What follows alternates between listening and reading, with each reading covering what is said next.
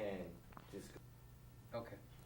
Okay, the organization started out, as I mentioned earlier, in 1948 with 4 blind golfers, and they used to play at the Juniata Golf Club in Philadelphia, Pennsylvania. They would go out every Sunday afternoon, and the pros at that course would coach them. And later on that year, they got together with a friend of our founder is Robert Allman. He passed away about... Okay. Tell us a little bit about the beginning of the organization. Okay. The organization was started in 1948 by 4 blind golfers, one of whom is our founder, Robert Allman, and the other 3 were a gentleman by the name of Ben Perlman, a gentleman by the name of Dr. Van Wagener, who was also blind, and the 4th one was Phil Tuso, who was our first golf outing chairman. Later on that summer, they decided to actually organize, and a friend of Mr. Allman's, Francis Strawbridge Jr., became our first president, and Bob Allman became our first vice president. The organization was incorporated in the spring of 1950, and we've been a nonprofit organization ever since then. And we've been had our ups and downs as far as the number of blind golfers. Currently, we have quite a few, but we started out, as I mentioned, with just 4 blind golfers, and they were the real pioneers of starting blind golf in this area. Now, what do you think was the reaction when people first heard these pioneers come and say, we want to play on your course? I have to think it was probably disbelief, because I had heard, before I ever had eye problems, I had heard about blind golfers, and I just, how the heck could they do it? It's amazed me. And the truth of the matter is, and maybe I'm giving away a secret here, it's not that much harder when you're blind than it is when you can see. I mean, I make the same mistakes now that I did when I had 20/20 vision. So I think just people are amazed by the fact that blind people can go out and challenge a golf course and play it on the same level as, in some cases, as a person with good vision. And my last question that I have for you is, where is the direction of the organization, and what do you want to accomplish by people watching this video? Are you trying to raise funds? Are you trying to bring awareness? Are you trying to do all of that and even more? Well, most importantly, I think we need to raise awareness among the blind community and the sighted community for several reasons. We're always looking for new members. In the sighted community, we're always looking for new volunteer golf coaches, people that are either semi-retired or retired that can would be willing to give some of their time to play golf with our blind golfers. And what I see for the future is for our organization to continue to grow.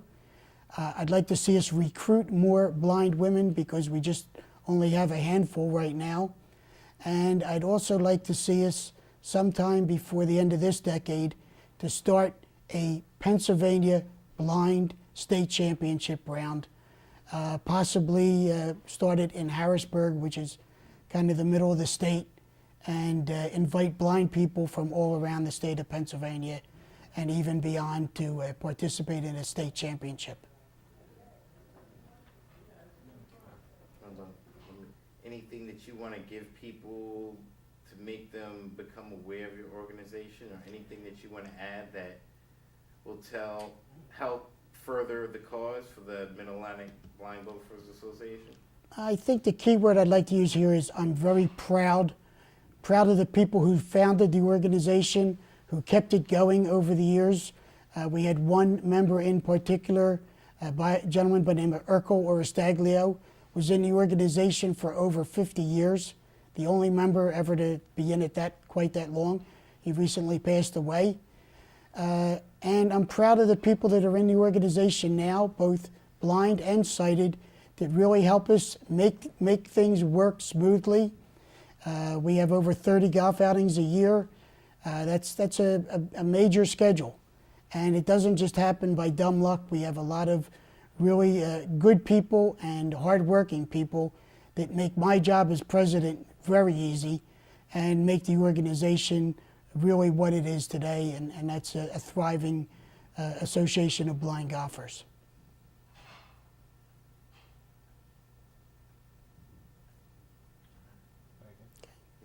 The organization. My name is Norman Kritz, and I'm a pharmacist by profession. I became involved with the Blind Golfers Association in 1994 when I first met Gil Kaysen. I was performing a clinic for physically and mentally challenged children at the Widener School in Philadelphia. That's a school that teaches these children from age 5 up to 18. Gil was demonstrating to them, and these are children in wheelchairs and crutches and amputees, how he can hit a golf ball. And I became so enthralled with the mentality of the blind golfer, since after he hit a dozen golf balls, he said to his coach, "How am I doing?" And she said, "You're hitting everything to the left." And he said, "If you line me up right, maybe I'd hit him right." And from that moment on, I became involved with the Blind Golfers Association. Gil introduced me to the director of education at the Overbrook School for the Blind. And from there, we built a 9-hole golf course, chip and putt. My son, who's an architect, landscape architect, and my daughter-in-law, who's an architect, helped me design, and I oversaw the construction of the course. We put up 9 holes, and they're as fine a 9-hole golf course as you can find anywhere, at a cost of about $125. My role with the junior golfers is to try and reach out to the Philadelphia and general area to locate and identify as many blind kids as we can, to get them involved. Gil Kaysen then gets them hooked up with a PGA professional to give them lessons. I provide them golf clubs and bags and balls and anything they would need to play the game. How are the kids reacting when they first get out there?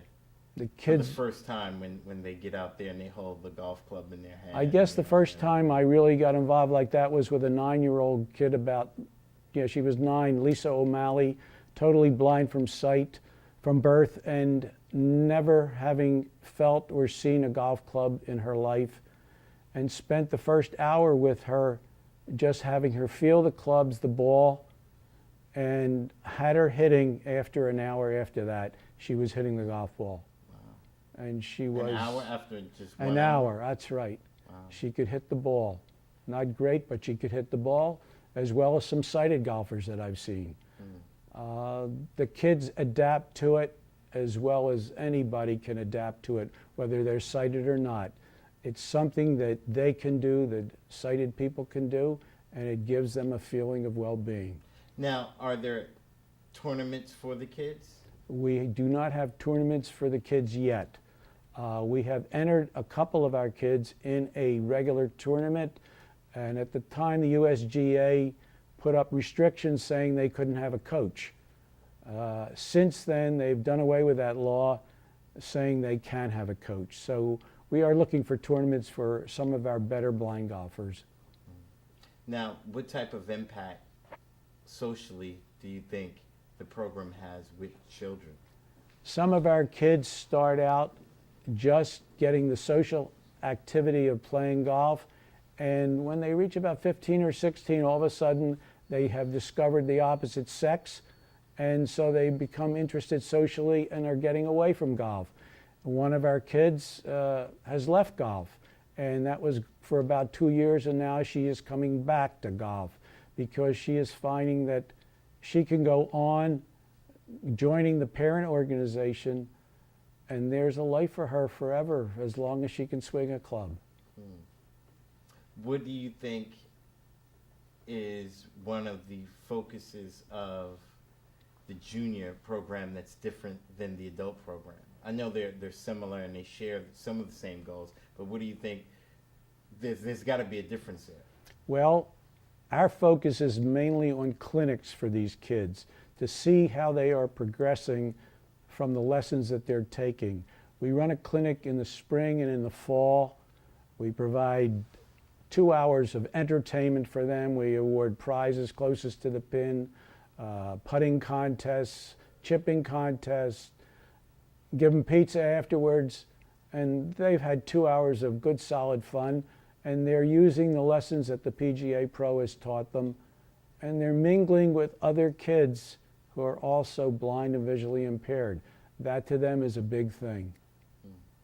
We hope that someday they'll graduate and enter tournaments as they get better. Anything you want to add in closing to some of the potential younger golfers that are out there? I'd like to reach out to the parents. Start that again. Okay. And is there anything that you'd like to say to the potential young golfers that are out there right now? I would like to reach out to their parents who are sighted, who are the ones that we have to reach to let those kids know that there's something out there for them, that the parents shouldn't hold back the child because he's blind and not let him participate in things of this nature.